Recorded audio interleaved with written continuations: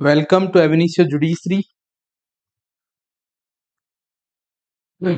आज हमारा जो टॉपिक है वो है थेफ्ट बीएनएस सेक्शन 303। पहले आईपीसी में 378 होता था। इंपॉर्टेंट पार्ट है, इंपॉर्टेंट चैप्टर है। चैप्टर पहले भी 17 होता था, अब भी 17 है। ये एक अच्छी बात है कि चैप्टर में कोई बदलाव नहीं किया गया है। और अगर तुम 303 के जितने भी मैं कहूँगा जो आवश्यक तत्व हैं वो भी सेम है, कोई उनमें बदलाव नहीं है। जो इलस्ट्रेशंस रखे गए हैं जो पुराने बेरक्ट में थे अभी भी वही है, सेम, कोई अंतर नहीं है। मतलब देखोगे बीएनएस में और आईपीसी में कोई अंतर नहीं है। तो आईपीसी में जिन्होंने अच्छे से तैयारी की थी इस चैप्टर की, चैप्टर 17 की, तो उनके लिए आसान है, आज भी वैसा ही है। सिर्फ सेक्शंस को हमें देखना है, और अगर नहीं भी किया तो कोई दिक्कत नहीं है। हम स्टार्ट कर रहे हैं। बेरट निकालो। देखो, क्लासेस विदाउट बेरट भी हो सकती हैं, लेकिन मैं हर बार बोलता हूँ बेरट के साथ ही अच्छी क्लास होती है। हम देख लेते हैं सेक्शन 303 शोर। बहुत ही अच्छा टॉपिक है। प्री के क्वेश्चंस आते हैं, मेंस के क्वेश्चन आते हैं, और मेंस का भी 20 नंबर का क्वेश्चन तक आता है यहाँ। ठीक है,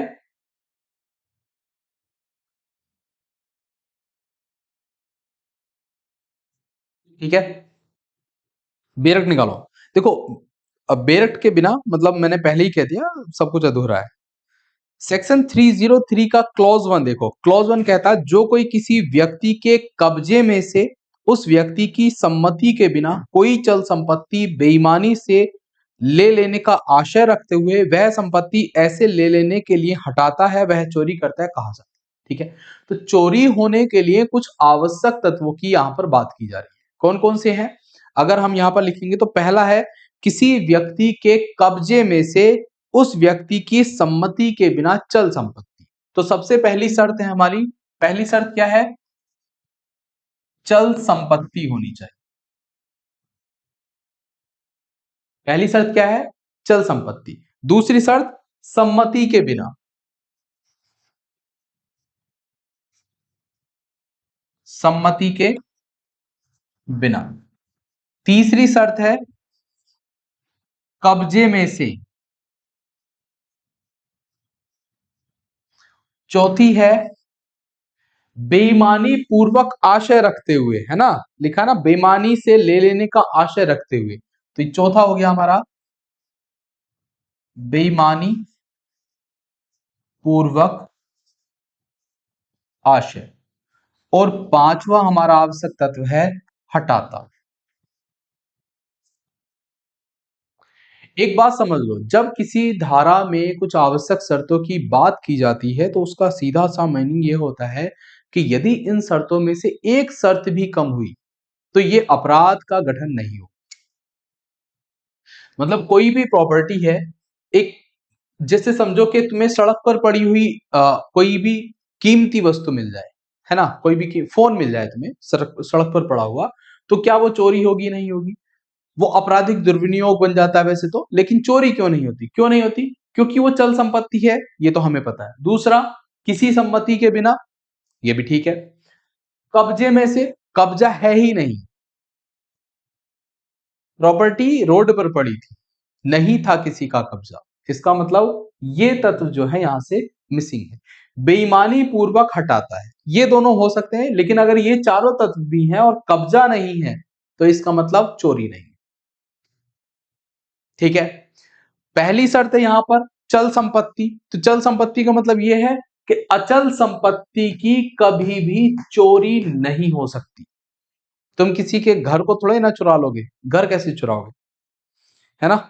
लेकिन अचल संपत्ति जब अ, हटाने योग्य हो जाए तब उसकी चोरी हो सकती है। अभी हम आगे स्पष्टीकरण पढ़ेंगे, तब उनमें देखेंगे कि जैसे मानो कि तुम एक पेड़ है, पेड़ चल संपत्ति में भी आता है और कई बार अचल संपत्ति में भी आता है, लेकिन ज्यादातर जो पेड़ हैं वो अचल संपत्ति में आते हैं।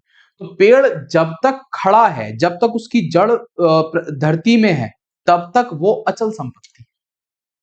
लेकिन जैसे ही उसे काटा गया, जैसे ही कटा, वैसे ही वो क्या बन गया, चल संपत्ति बन गया। तो पहले कोई संपत्ति अचल संपत्ति है, बाद में वो चल संपत्ति हो सकती है, लेकिन जब तक वो चल संपत्ति नहीं होती तब तक चोरी नहीं होगी। दूसरी शर्त है सम्मति के बिना। इसका मतलब क्या, यदि तुम किसी की सम्मति से किसी का, जैसे ये एक फोन रखा हुआ है, तुम कहो कि सर ये फोन मैं लेके चला जाऊं क्या, मैंने कहा हाँ ठीक है ले जाओ। अब ये चल संपत्ति भी है, कब्जे में भी मेरे थी, आपका बेईमानी पूर्वक आशय नहीं है ना, मान लेते हैं। या अगर आपका बेईमानी पूर्वक आशय भी हो, तुमने सोचा अरे ठीक है आज लेके जाऊंगा और फोन लेके भाग ही जाऊंगा, कभी वापस नहीं आऊंगा, तब भी क्या है, चोरी नहीं है। क्यों नहीं है, क्योंकि ये आपका कृत्य मेरी सम्मति के बिना नहीं। ठीक है, कब्जे में से हमने देख लिया। बेईमानी पूर्वक आशय बहुत महत्वपूर्ण चीज है। क्यों, क्योंकि देखोगे तो जैसे जो सामाजिक जो हमारा ढांचा है, वहां पर बहुत सारे ऐसे कृत्य हैं जहां पर कृत्य जो है वो बेईमानी पूर्वक आशय पर कई सारे काम निर्भर करते हैं। जैसे समझो कि तुम्हारा एक फ्रेंड है जो कहीं पर किसी अ, पड़ोस के रूम में रहता है, उसने कहा हुआ है कि तुम मेरे रूम से कुछ भी उठा के, कोई भी किताब उठा के लेके जा सकते हो, लेकिन शर्त यह है कि तुम इस किताब को वापस कर देना। ठीक है, अब वहां पर जब हम सम्मति की बात करते हैं तो सम्मति दो तरीके की होती है। एक तो होती है हमारी अभिव्यक्त सम्मति, एक होती है विवक्षित सम्मति। अभिव्यक्त वो होती है जब वो कह देता है कि भाई सारी बुक ये रखी है सामने, तुम कभी भी कोई सी भी बुक उठा के लेके जा सकते हो। और विवक्षित वो होती है जब उसने कभी तुमसे ये नहीं कहा कि तुम यहां से क्या सामान उठाकर या कोई किसी चीज का यूज कर सकते हो, लेकिन उसने कभी मना नहीं किया, तुम कभी भी लेकर गए, उसने हाँ कहा। इसका मतलब दोनों ही कंडीशन में कंसेंट वहां पर थी। लेकिन शर्त क्या है, बेईमानी पूर्वक। अगर आप उसकी किताब इसलिए लेकर जा रहे हो कि कभी अब आप उसे वापस करोगे ही नहीं, तब चोरी है। सम्मति भी है, कब्जे में भी है, चल संपत्ति है, हटाता है, चोरी। ठीक है, एक लास्ट है हमारा हटाता है। हटाना इंपॉर्टेंट। अब हटाना कितना हटाना है ये भी निर्भर करता है। क्या सिर्फ एक जगह से थोड़ा सा हटाना भी चोरी हो सकती है। मतलब समझो, एक बिल्कुल ये एक चीज है यहां पर चिपकी हुई, मान लेते हैं एक मिनट के लिए, क्या इसको इतना हटाना, इतनी दूर हटाना भी चोरी हो सकती है। ये निर्भर करता है, ये क्वेश्चन ऑफ फैक्ट है। क्वेश्चन ऑफ फैक्ट का मतलब समझो, जैसे एक जो किसी बिल्डिंग में जितने भी खिड़कियां और दरवाजे होते हैं वो चल संपत्ति की कैटेगरी में आते हैं। क्यों, क्योंकि हम जानते हैं जब हम चल संपत्ति की परिभाषा पढ़ते हैं तो हम जानते हैं किसी भूबद्ध चीज से स्थायी तौर पर जकड़ी हुई चीजें चल संपत्ति के अंतर्गत आती हैं। तो घर कैसा है, भूबद्ध चीज है, और जो खिड़की और दरवाजे हैं वो कैसे हैं, स्थायी तौर पर जकड़े हुए हैं। ठीक है, तो जैसे ही तुम उन्हें हटाओगे, जैसे ही तुमने दीवार से उन्हें अलग किया, अब वो हट गया, अब वो चोरी है। चाहे अब आप उन्हें उठाकर लेकर जाओ या ना जाओ, कोई फर्क नहीं पड़ता। जैसे पेड़ की हमने बात की थी, पेड़ को मात्र काट देना ही चोरी होता है। अब आप उस पेड़ को, आपने बड़ा पेड़ था काट तो दिया, 2 पर्सन थे, तुमसे उठा ही नहीं, है ना, अब तुम लेके नहीं गए, तो क्या तुमने चोरी का अपराध किया, किया। क्यों किया, क्योंकि वहां पर वो चल संपत्ति है, सम्मति के बिना है, कब्जे में से है और बेईमानी पूर्वक किया। हटाता है में इतना सफिशियंट है कि तुमने उसे काट दिया, मान लेंगे हटाता है। क्यों, क्योंकि जब हम इसका स्पष्टीकरण 2 पढ़ते हैं तो लिखा है हटाता जो उसी कार्य द्वारा किया गया है जिससे पृथक्करण किया गया है चोरी हो सकेगा। मात्र हटाना भी चोरी है। किसी चीज को मात्र हटाना, थोड़ा सा विस्थापित करना भी चोरी हो। ठीक है, ऐसा नहीं है कि हर बार थोड़ा ही होगा, तुम उठाकर कोई सामान लेकर भी चले जाओगे तब भी चोरी होगा, ठीक है। दूसरा, एक और इंपॉर्टेंट बात रह गई थी यहाँ, कब्जे में से। अब किसी संपत्ति पर किसी व्यक्ति का कब्जा कब माना जाए, ये बहुत इंपॉर्टेंट बात है। जैसे तुम अपनी कार से कहीं मार्केट में घूमने के लिए जाते हो, अब कार तुमने बाहर पार्किंग में या कहीं भी रोड किनारे खड़ी करी और तुम अंदर मार्केट में चले गए। अब कोई उस कार को लेकर भाग गया, है ना, कोई चोरी करके ले गया, तो क्या वहां वो कार आपके कब्जे में थी या नहीं थी? प्रश्न तो ये उठता है। वो तो सड़क किनारे खड़ी थी ना भाई, सड़क किनारे 10 का नोट पड़ा हो तो कब्जा माना जाएगा नहीं माना जाएगा, है ना? ये एक प्रश्न उठता है। तो ये हमें ध्यान रखना है कि कब्जे में होने का मतलब ऐसा नहीं है कि कोई चीज बिल्कुल तुम्हारे हाथों में होगी तभी वो कब्जे में है। अगर तुम्हारा उस पर स्वामित्व है, अगर स्वामित्व नहीं भी है लेकिन तुम्हारा उस पर राइट्स हैं, तब वो कब्जा माना जा सकता है। वो कार की चाबी तुम्हारे पास, उस कार को चलाने की अथॉरिटी तुम्हारे पास, वो तुम्हारे कब्जे में। अब वो कार चाहे तुम्हारी हो, तुम्हारे भाई की हो, तुम्हारी वाइफ की हो, बहन की हो, किसी की भी हो, कब्जा माना जाएगा, ठीक है। इस रूम में, इस स्टूडियो में जितने भी सामान रखे हैं वो सब मेरे कब्जे में। क्यों? क्योंकि ये सब की सब मेरी प्रॉपर्टी है। अगर यहां मैं लॉक करके भी चला जाऊं और फिर उसके बाद यहां से कोई भी सामान अगर उठाया जाता है तो वो चोरी ही होगी और ये माना जाएगा कि जैसे वो संपत्ति मेरे कब्जे में से हटाई। बात समझ आई? कोई दिक्कत हो तो पूछ लेना, ठीक है, क्लियर है? इसके बाद देखो, अब हम इसको, ये जो हमने आवश्यक तत्व लिखे इनको एक्सप्लेन कर लेते हैं वन बाय वन। पहला स्पष्टीकरण देखो, पहला स्पष्टीकरण क्या कह रहा है? जब तक तो कोई वस्तु भूवत रहती है, चल संपत्ति ना होने से चोरी का विषय नहीं होती, किंतु ज्यों ही वह भूमि से पृथक की जाती है वह चोरी का विषय होने योग्य हो जाती है, ठीक है। तो ये कह रहा है कि कोई वस्तु जब तक भूबद्ध है, पेड़ बिल्कुल जकड़ा हुआ है, भूबद्ध है, चोरी की वस्तु नहीं है। लेकिन ज्यों ही, जैसे ही तुमने वो चल संपत्ति बनाया, जैसे ही काटा, चोरी, है ना। एक भारी भरकम मशीन है, बहुत, किसी बड़ी फैक्ट्री में तुम जाते हो, वहां एक बहुत बड़ी मशीन है जो भूमि में बिल्कुल स्थायी तौर पर जकड़ी हुई है, मतलब उसके जो बेस है ना वो भी 2-2 फुट तक है, हिले ना, धरती में घुसा हुआ। अब वो अचल संपत्ति है, लेकिन जैसे ही तुम उसे भूमि से उखाड़ोगे, चल संपत्ति, ठीक है, बात क्लियर? तो जैसे ही तुम उखाड़ोगे तुरंत वो अब चोरी भी है। तुम बाद में उसे लेकर जाओ उस मशीन को, ना जाओ, कोई फर्क नहीं पड़ता, ठीक है। जैसे स्पष्टीकरण 2 कहता, मात्र हटाना ही चोरी हो जाता है, केवल हटाना मात्र ही चोरी हो जाता है। इसमें इलस्ट्रेशन देखो क्लियर करने के लिए, पहला इलस्ट्रेशन है,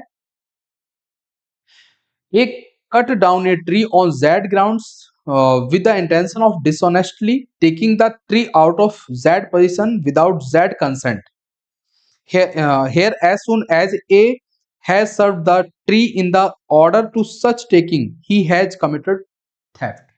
ठीक है, ये क्या कह रहा है? ये कह रहा है कि अगर वाई ने उसकी सम्मति के बिना, सॉरी, वाई की सम्मति के बिना वाई के कब्जे में से एक वृक्ष बेईमानी से लेने के आशय से या की भूमि पर लगे हुए उस वृक्ष को काट डालता है। एक ये खेत है, खेत किसका है? वाई का। यहां पर एक पेड़ लगा है, इस पेड़ को काट कौन रहा है? ए ने ये पेड़ काट दिया कि मैं इसको लेकर जाऊंगा, चुरा कर लेकर जाऊंगा, ठीक है। जैसे ही का ने इस प्रकार लेने के लिए उस वृक्ष को पृथक किया, उसने चोरी की। ये इलस्ट्रेशन कंफर्म कर रहा है, पहले और दूसरे स्पष्टीकरण को कंफर्म कर रहा है कि जैसे ही ये पेड़ कटेगा, मात्र कट जाए, चोरी हो जाएगी। अब ये उठाकर लेकर जाएगा तब भी चोरी है, नहीं लेकर जाए तब भी चोरी है, मात्र कटना ही चोरी बन जाए, ठीक है। और देखो इसमें जैसे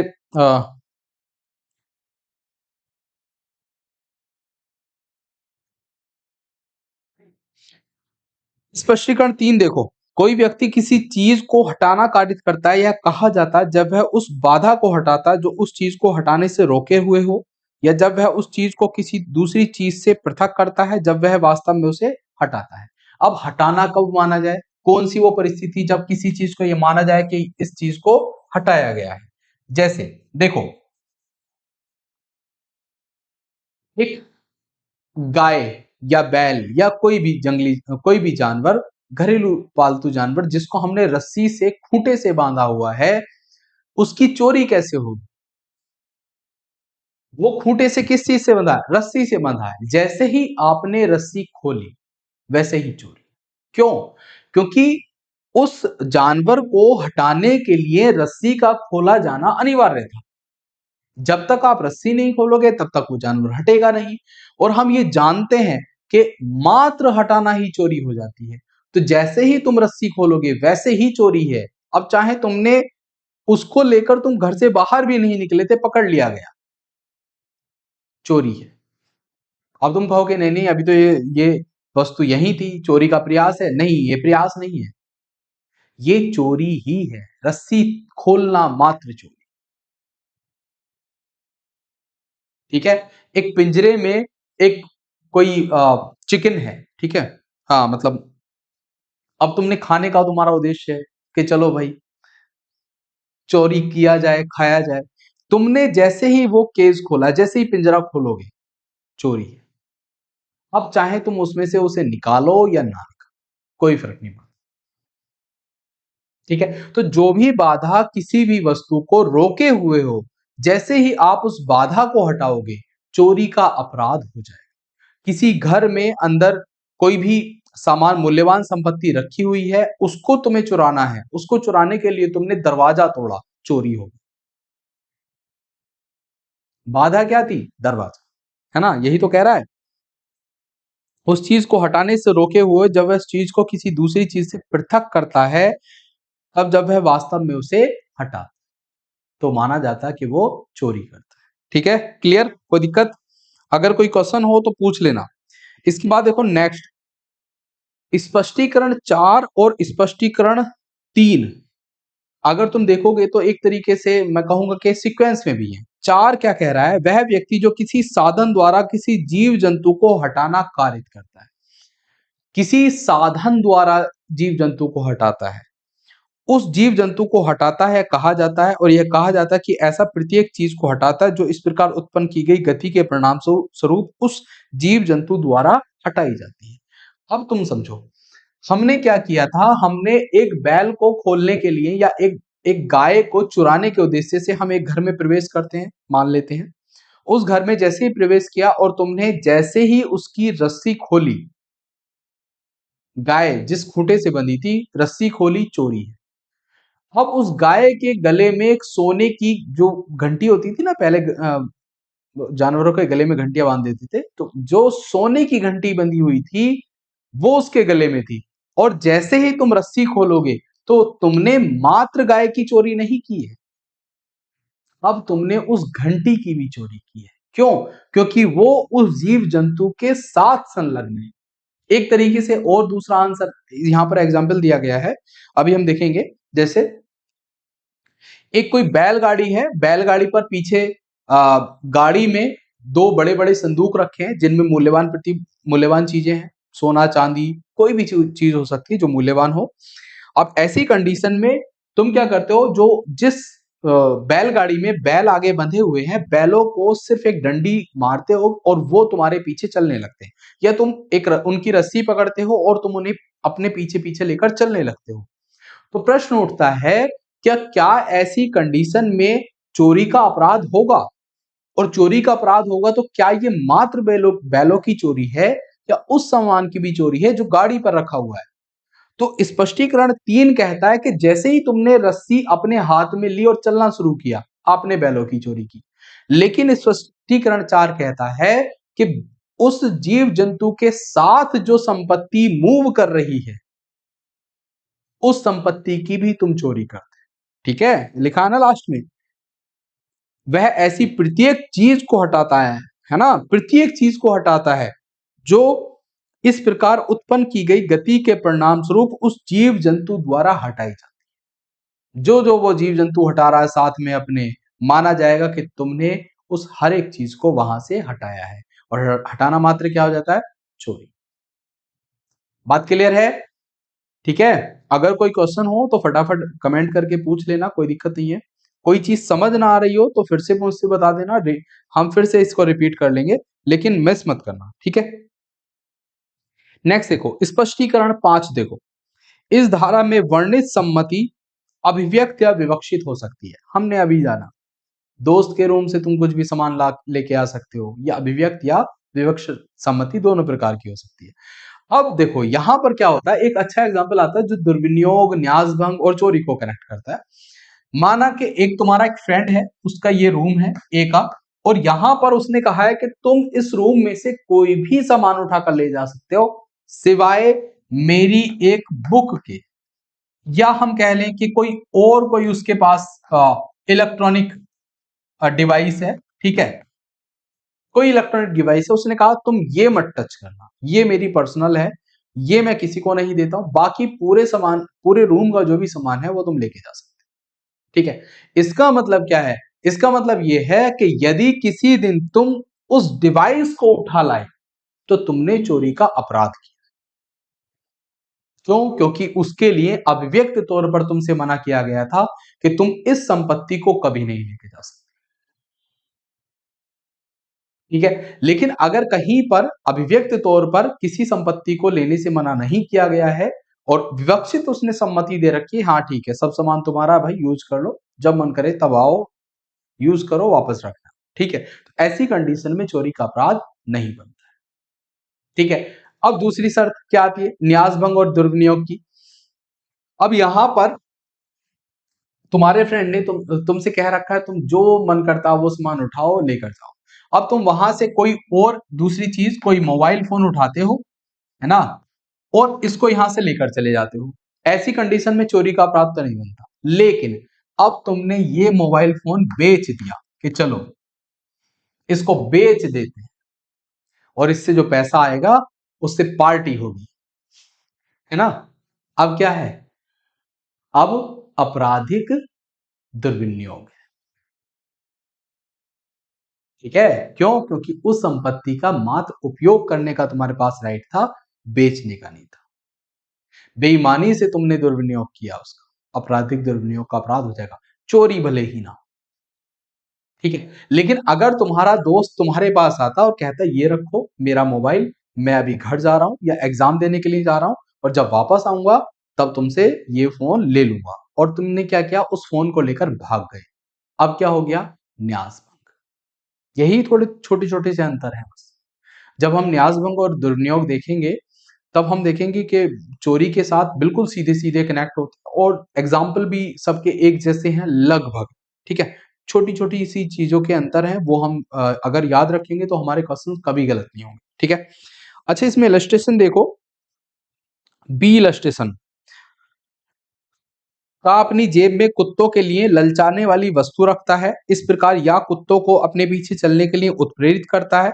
यहाँ यदि काका से या की सम्मति के बिना या के कब्जे में से कुत्ते को बेईमानी से ले लेना हो तो जैसे ही या के कुत्ते ने का के पीछे चलना आरंभ किया, का ने चोरी की।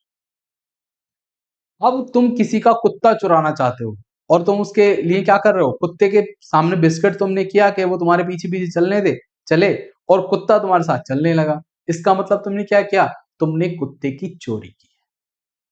जैसे ही उसने चलना प्रारंभ किया तुमने, तो जो बाधा थी, है ना, वो उस व्यक्ति के साथ था, अपने मालिक के साथ था, तुमने क्या किया, उसको ललचाया, वो बाधा हटा दी, उसने चलना प्रारंभ कर दिया, चोरी हो गई।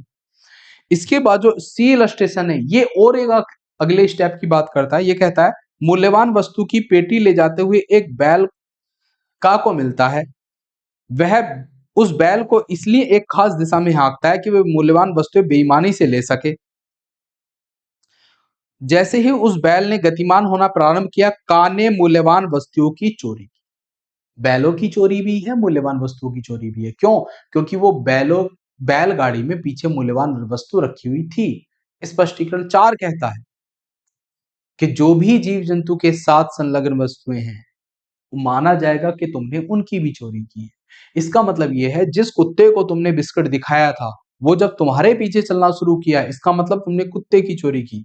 और साथ में अगर उसके गले में एक सोने की चैन बंधी थी, तो इसका मतलब तुमने कुत्ते की भी चोरी की और उस सोने की चैन की भी चोरी की। ठीक है, बात क्लियर? एक्सप्लेनेशन 5 रिपीट कर देते हैं, ये बात क्लियर है ना यहां तक? एक्सप्लेनेशन 5 सिर्फ इतना कहता है, the consent mentioned in this section may be express और इम्प्लाइड।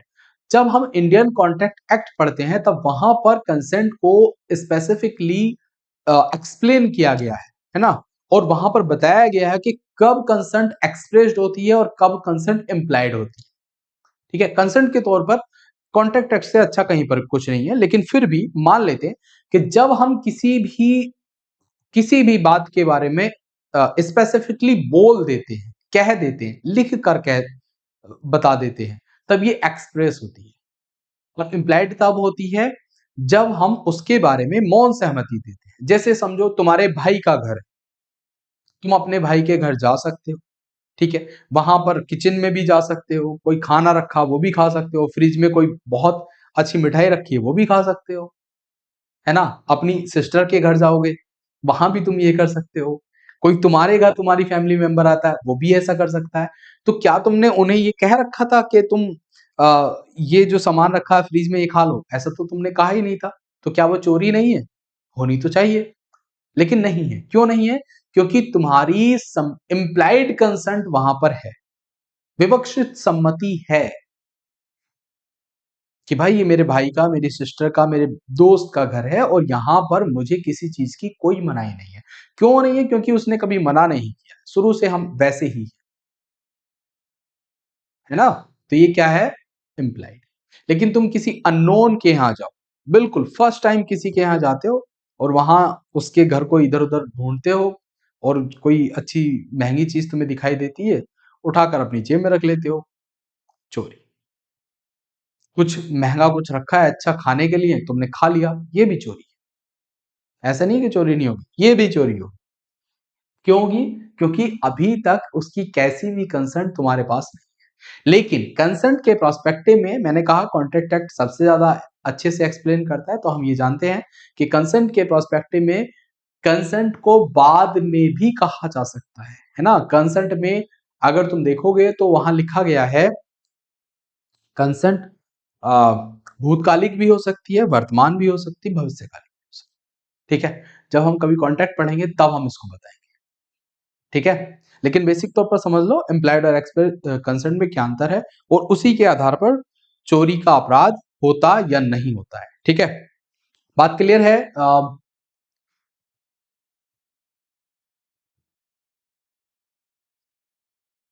कुशल, कौशल, क्लियर है कौशल?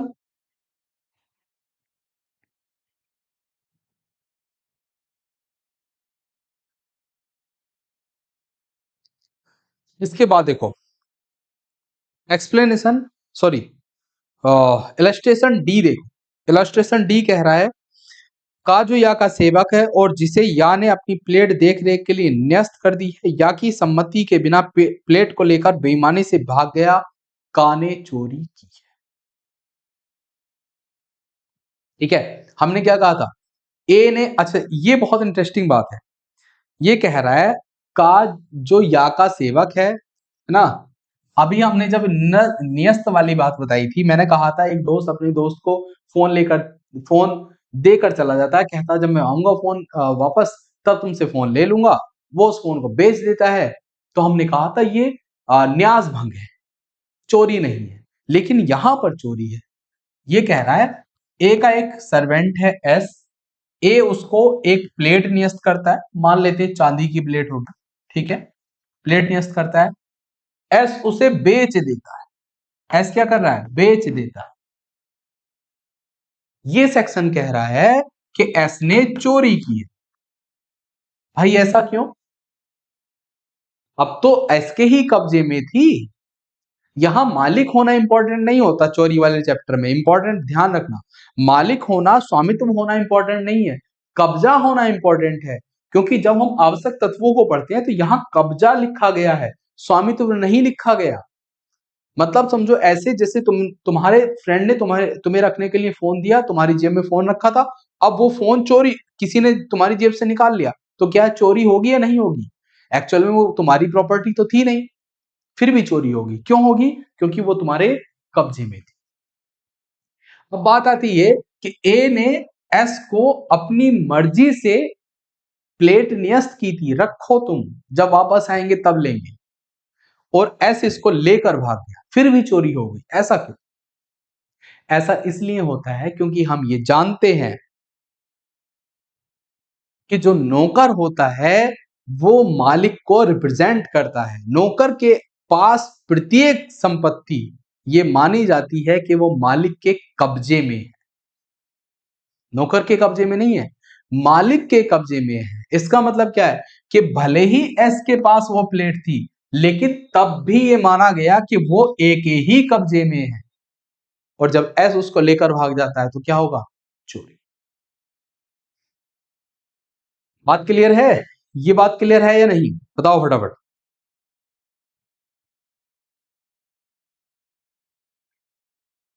ठीक है, अगर कोई वो क्वेश्चन हो तो पूछ लेना। नेक्स्ट देखो, या यात्रा को जाते समय अपनी प्लेट लौट कर आने तक का को जो एक भंडार गारिक है न्यस्त कर देता है। का उस प्लेट को एक सुनार के पास ले जाता है, प्लेट बेच देता है। वहां यह प्लेट या के कब्जे में नहीं थी, इसलिए वह या के कब्जे में से नहीं ली जा सकती थी, और का ने चोरी नहीं की है, चाहे उसने आपराधिक न्यास भंग किया। अब देखो, अब हमने प्लेट भंडार गारिक को दे दी है ना, जिसके पास वेयर हाउस है उसको दी है, या हम कहीं वेयर हाउस कीपर ना, वेयर हाउस कीपर को हमने वो प्लेट दी है कि तुम रखो। अब ये न्यस्त है, क्यों? क्योंकि वेयर हाउस वाला वो नौकर नहीं है, और ये जो रूल है कि नौकर के पास जो संपत्ति होगी माना जाएगा कि जैसे वो मालिक के कब्जे में ही है, ये सिर्फ मालिक और नौकर के प्रोस्पेक्टिव में लागू होता है। ठीक है, भंडारगारी का जो ऑनर है उसके और किसी अन्य व्यक्ति के प्रोस्पेक्टिव में लागू नहीं होता। तो इसका मतलब क्या होगा? इसका मतलब ये होगा कि यहाँ चोरी नहीं होगी। क्यों? क्योंकि अब वो संपत्ति तुम्हारे कब्जे में है ही नहीं, तुम जानबूझकर उसको देकर आए हो, न्यस्त कर आए हो कि रखो, जब वापस आएंगे तब ले लेंगे। वो लेकर भाग गया। क्या किया उसने?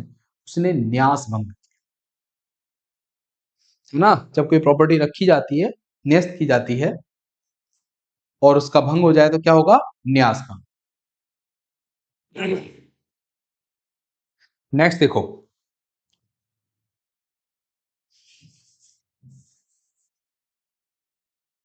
नेक्स्ट है हमारा चार इलस्ट्रेशन है।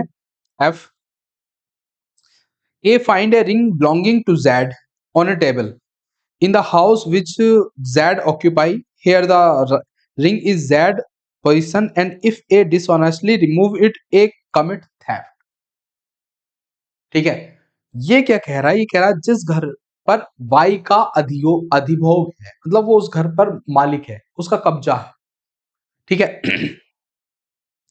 उसकी मेज पर या की अंगूठी का को मिलती है। तुम जाते हो किसी एक घर और वहां पर अंगूठी रखी है भाई की, ऐसी कंडीशन में वह अंगूठी या के कब्जे में है। अब जितनी भी प्रॉपर्टी उसके घर में रखी हुई है, ये माना जाएगा कि वो उसके कब्जे में ही है, और यदि का उसको बेईमानी से हटाता है तो वह चोरी करता है। अगर का ने क्या किया, उसको बेईमानी से हटा दिया, तो क्या माना जाएगा? चोरी मानी जाएगी, कि तुमने चोरी का अपराध किया। ठीक है, बात क्लियर? नेक्स्ट देखो, का को राजमार्ग पर पड़ी हुई एक अंगूठी मिलती है जो किसी व्यक्ति के कब्जे में नहीं है। का ने उसके ले लेने से चोरी नहीं की है, भले ही उसने संपत्ति का आपराधिक दुर्विनियोग क्यों ना किया हो। ठीक है, मतलब हमने सबसे शुरू में इलस्ट्रेशन दिया था कि अगर कोई प्रॉपर्टी तुम्हें सड़क पर मिलती है तो वो किसी के कब्जे में नहीं है, और जब कब्जे में नहीं है तो चोरी नहीं है, भले ही कोई अन्य अपराध हो। और यहां पर कौन सा अपराध हो सकता है? दुर्विनियोग हो सकता है। ठीक है, इसके बाद देखो नेक्स्ट इलस्ट्रेशन, या के घर में मेज पर पड़ी हुई या की अंगूठी का देखता है। तलाशी और पता लगने के भय से उस अंगूठी को तुरंत दुर्विनियोग करने का साहस ना रखते हुए का उस अंगूठी को ऐसे स्थान पर जहां उसका या को कभी भी मिलना अति अनादि संभाव्य है, इस आशय से छिपा देता है कि छिपाने के स्थान से उसे उस समय ले ले और बेच दे जबकि उसका खोया जाना याद न रहे। यहाँ का ने उस अंगूठी का प्रथम बार हटाते समय चोरी की। अब ए क्या कर रहा है? ए भाई के घर जा रहा है, वहां उसकी टेबल पर देखता है एक सोने की अंगूठी रखी हुई है, उस अंगूठी को उठाता है और कहीं एक कोने में छिपा देता है। सोचता है कि आज लेकर जाऊंगा तो शक मुझ पर जाएगा, है ना, यहीं छिपा देता हूं। अगर बाहर इन्होंने चेक वेक भी किया तो मेरे पास तो है ही नहीं, है ना। तो वो क्या करता है, उस अंगूठी को वहीं कहीं कोने में छुपा देता है कि जब ये सब लोग भूल जाएंगे इस अंगूठी को, तब किसी दिन आऊंगा और उठाकर ले जाऊंगा। तो यहां चोरी कब होगी? क्या तब होगी जब वो उस अंगूठी को उठाकर लेके जाएगा? नहीं, जैसे ही प्रथम बार उसने मेज से हटाकर वो अंगूठी छुपाई, चोरी का अपराध हो गया। हटाना मात्र चोरी हो जाती है। ठीक है, जैसे ही उसने वो अंगूठी वहां से उठाई, कॉर्नर में छुपाई, चोरी का अपराध घटित हो गया। बात क्लियर? इसके बाद देखो, इसके बाद जो तीन इलस्ट्रेशन है, आई, जे और के, ये तीनों सीक्वेंस में है ना। इसको हम नेक्स्ट पेज पे ले लेते हैं। ये बिल्कुल सीक्वेंस में काम करते हैं, तो ये हमें देखना है। ये कह रहा है, झा या को जो एक जोहरी है का अपनी घड़ी ठीक करने के लिए परिदत्त करता है या उसको अपनी दुकान पर ले जाता है, का जिस पर उस जोहरी का कोई ऐसा ऋण है जिसके लिए वह उस जोहरी उस घड़ी को प्रतिभूति के रूप में विधि पूर्वक रोक सके, खुले तौर पर उस दुकान में घुसता है या के हाथ से अपनी घड़ी बलपूर्वक लेता है और उसको ले जाता है। यहाँ का ने भले ही आपराधिक अत्याचार और हमला किया हो, उसने चोरी नहीं की है, क्योंकि जो कुछ भी उसने किया बेईमानी से नहीं किया। ठीक है, अब ये क्या कह रहा है, ए अपनी घड़ी दे देता है वाई। वाई कौन है? जोहरी, जो घड़ी सुधारता है। ठीक है, अपनी घड़ी दे देता है। जब ये घड़ी को ठीक कर देता है, तब ए आता है और इसकी दुकान में घुसता है और इससे जबरदस्ती घड़ी को छीनता है। इसके हाथ में घड़ी होती है, उसे छीनता है और लेकर चला जाता है। तो क्या ए ने चोरी की? ए ने चोरी नहीं की। क्यों नहीं की? क्योंकि जब उसने घड़ी दी थी तब उसके साथ साथ उसका पेमेंट भी कर दिया था कि ये लो भाई, तुम घड़ी कितने रुपए लगेंगे? 100 रुपए, ये लो 100 रुपए, कर दो ठीक, कल ले लूंगा मैं। और तुम जाते हो दुकान में, उससे घड़ी छीनते हो, आ जाते हो। तो भले ही तुमने हमला किया हो, भले ही तुमने आपराधिक अत्याचार किया हो, लेकिन तुमने चोरी नहीं की। ठीक है, लेकिन अगला इलस्ट्रेशन देखो, यदि उस घड़ी की मरम्मत के संबंध में या को का से धन दे है। अब दूसरी कंडीशन ये कह रही है कि वाई ने घड़ी तो ठीक कर दी, लेकिन अभी ए ने जो है वो पैसा वाई को दिया नहीं है। ए को पेमेंट करना है 100 रुपए जो घड़ी ठीक करने के थे, अभी ए ने नहीं दिए हैं।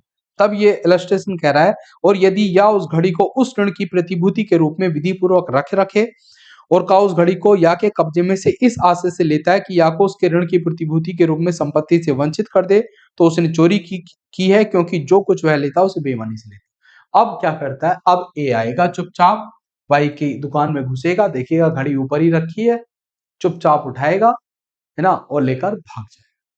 अब उसका आशय ये जो 100 रुपए थे, जो पैसा देना था 100 रुपए, इसे देने का नहीं, बेईमानी पूर्वक आशय, क्या बनेगा? चोरी। अब ये क्या कर रहा है? चोरी, अपनी ही घड़ी की चोरी कर रहा है। सबसे इंटरेस्टिंग बात तो ये है, ये ध्यान रखना है। ऐसा नहीं है कि हर बार किसी दूसरे की संपत्ति होगी तभी चोरी होगी, अपनी भी संपत्ति की चोरी हो सकती है। क्यों? क्योंकि जब तक पैसा नहीं मिलता तब तक कब्जा रखने का राइट वाई का है, कि वाई उस घड़ी पर अपना कब्जा रखे जब तक पैसा ना मिल जाए। और जो आवश्यक तत्व क्या कहते हैं? आवश्यक तत्व कहते हैं कब्जे के बारे में, ना कि स्वामित्व के बारे में। यही मैं कह रहा था। बात समझ आ गई? और आगे देखो, तीसरा इलस्ट्रेशन और देखो इसमें, और यदि का अपनी घड़ी या के पास गिरवी रखने के बाद घड़ी के बदले दिए गए ऋण को चुकाए बिना उससे या के कब्जे में से या की सम्मति के बिना ले लेता है, तो उसने चोरी की है, यद्यपि वह घड़ी उसकी अपनी ही संपत्ति है, क्योंकि जो कुछ वह लेता है वह उसे बेईमानी से लेता है। इस बार उसने क्या किया था, अपनी घड़ी गिरवी रखी थी और उसके बदले में पैसा लिया था। 100 रुपए लिए थे, घड़ी गिरवे रख के 100 रुपए लिए। अब जब तक तुम 100 रुपए का रीपेमेंट नहीं करते हो, तब तक उसके पास राइट है तुम्हारी घड़ी को अपने कब्जे में रखने का। और अगर आप बिना पैसा दिए उससे के कब्जे में से अपनी घड़ी ले आते हो, आपने चोरी की है। बात समझ आ गई? तो तीनों इलस्ट्रेशन जो कंटिन्यूटी में रखे गए हैं, ये बहुत अच्छे हैं, समझने के लिए बहुत अच्छे हैं, कि तुम्हें इससे आइडिया हो जाता है कि किस तरीके के क्वेश्चन पूछे जाते हैं। कब चोरी होती है, कब चोरी नहीं होती है। ठीक है, यहां पर सेम इसी की तरह दो इलस्ट्रेशन और आते हैं हमारे, ओ और पी, है ना। ओ और पी देखो, बड़ा क्या कह रहा है, या की पत्नी से का भिक्षादान मांगता है। एक भिखारी है ए, वो जाता है वाई की पत्नी के पास, है ना, भीख मांगने के लिए। अब वह का को धन, भोजन और कपड़े देती है। उसकी जो पत्नी है वो क्या कर रही है, 10 रुपए भी दे रही है, खाना भी खिला रही है, एक जोड़ी कपड़े जो पुराने रखे थे वो भी दे रही है। ठीक है, जिसको वह जानता है, जिसको का जानता है कि वह उसके पति या के हैं। यहाँ यह अनादि संभाव्य है कि यहाँ का विचार हो कि या की पत्नी को भिक्षा देने का प्राधिकार है। का यह विचार था, तो का ने चोरी नहीं की है। अब भिखारी ने वो सब क्यों ले लिया, क्योंकि वो जानता है, उसको पता है कि इसकी जो पत्नी है उसके पास इतना राइट तो हो गई कि 10 रुपए दे सके, खाना खिला सके, कपड़े दे सके। तो इसका मतलब इस भिखारी ने कोई चोरी नहीं की। लेकिन अगर यहाँ पर बाई की पत्नी की जगह बाई की नौकरानी होती तो, है ना, बाई की नौकरानी होती तो ऐसी कंडीशन में ए को इस बात का यकीन नहीं होता, इस बात का विचार नहीं होता कि इस नौकरानी के पास पैसा, खाना और कपड़ा देने का राइट है। और अगर इस बात का यकीन नहीं होता तो ए क्या करता, चोरी।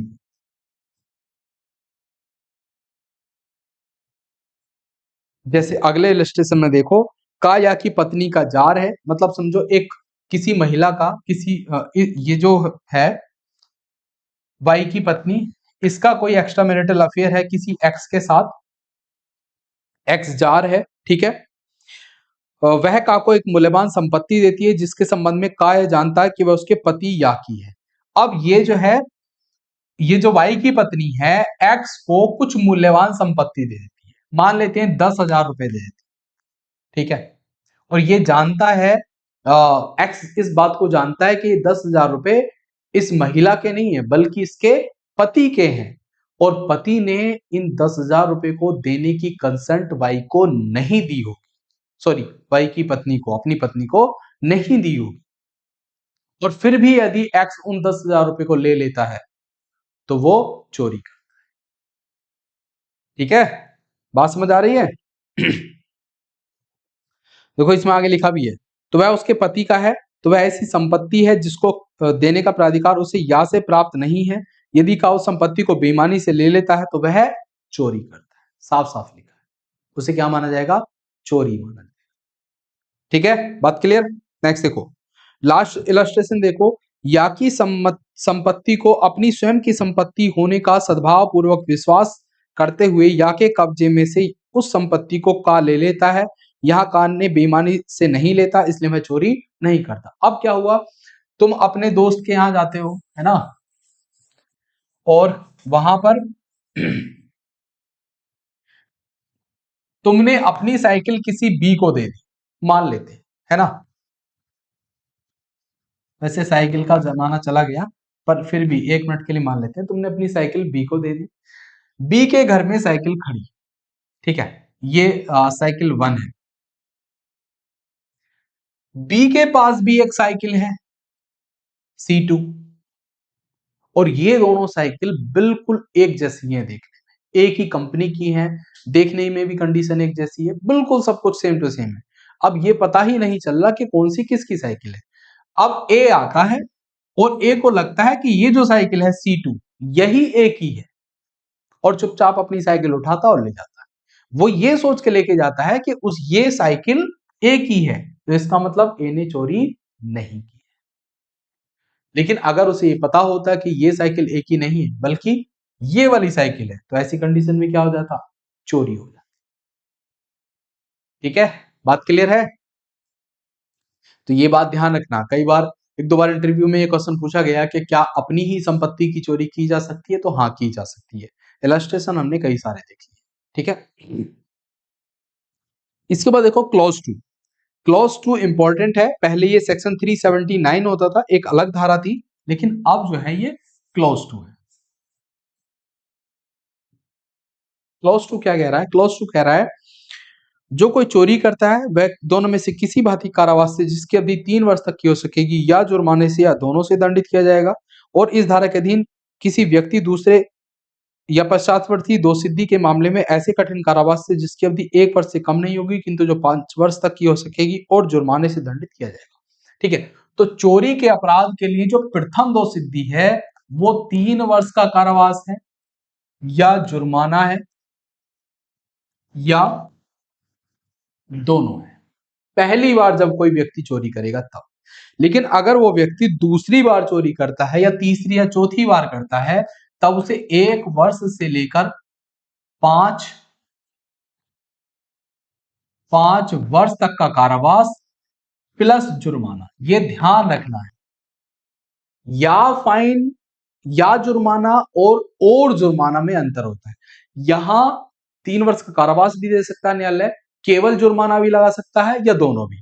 और यहां पर 1 वर्ष से 5 वर्ष तक का कारावास देगा ही और साथ में जुर्माना लगाएगा ही, चाहे वो जुर्माना कितना ही क्यों। ठीक है, तो या जुर्माना और जुर्माना के क्वेश्चन कई बार कंफ्यूज करते हैं, पीटी में आ जाते हैं, तो ये हमें ध्यान रखने हैं। ठीक है, और क्लॉज 2 इसमें प्रोवाइजो में एक लिखा है क्लॉज 2 के, परंतु चोरी के उन मामलों में जहां चोरी की गई संपत्ति का मूल्य 5,000 रुपए से कम है वहां और कोई व्यक्ति पहली बार के लिए दोषित किया गया है तो वह चोरी की संपत्ति वापस करने पर या संपत्ति की प्रत्यावर्तित करने पर उसे सामुदायिक सेवा से दंडित करेगा। मतलब समझो, किसी एक व्यक्ति ने ए ने पहली बार चोरी की और कैसी प्रॉपर्टी की चोरी की है, जिसका मूल्य 5,000 रुपए से कम है। तो ऐसी कंडीशन में, और अगर ए इस 5,000 या तो वो संपत्ति वापस कर दे या उस संपत्ति के मूल्य दे दे, 5,000 रुपए देने के लिए तैयार है, तब हम ए को किसी भी तरीके का कारावास नहीं देंगे। तब हम क्या करेंगे, ए को केवल सामुदायिक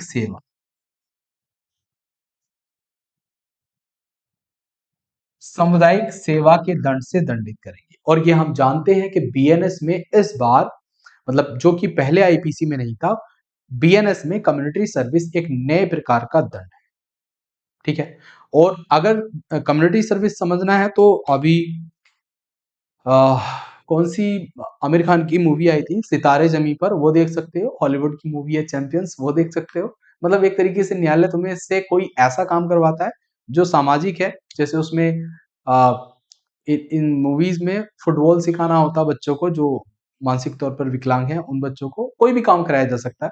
पार्क की देखरेख कराई जा सकती है, साफ सफाई कराई जा सकती है, कुछ भी कम्युनिटी सर्विस में, कुछ भी। वृद्धाश्रम में 1 महीने तक तुम जाओगे, ध्यान दोगे उनको, है ना, कम्युनिटी सर्विस के अंतर्गत आता है।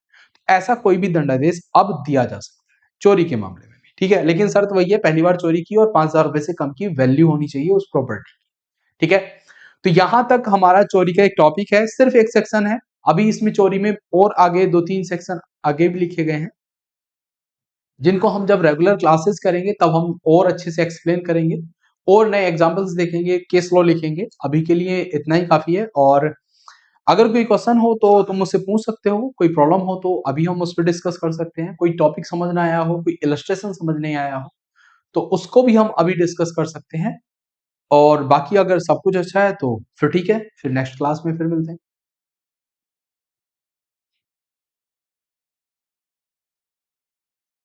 गाओ, क्लियर है ना?